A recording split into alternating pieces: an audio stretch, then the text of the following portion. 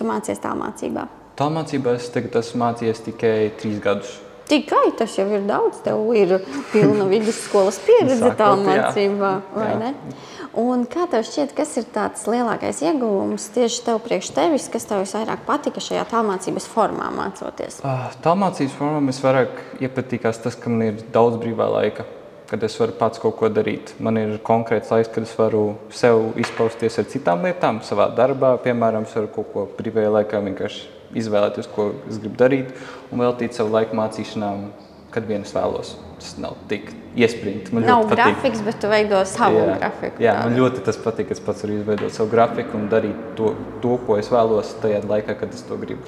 Kāpēc tu izvēlējies tālmācības formu sākot mācīties vidusskolā? Sākot mācīties, tas bija tikai tāpēc, kad es ceļoju ārzemēs. Tas bija ļoti grūti izvēle sākumā, jo es gribēju būt fiziski kādā skolā.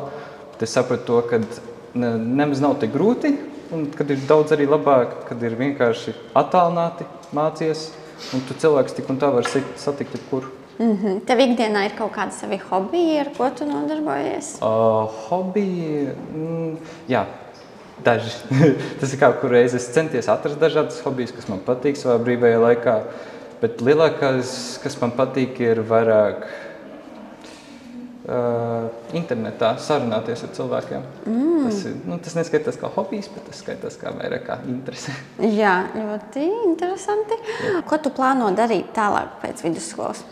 Tagad es plānoju augstskolā, universitātē tālāk. Stāsies studēt? Kādā nozarē? Jā, es plānoju būt pedagogus.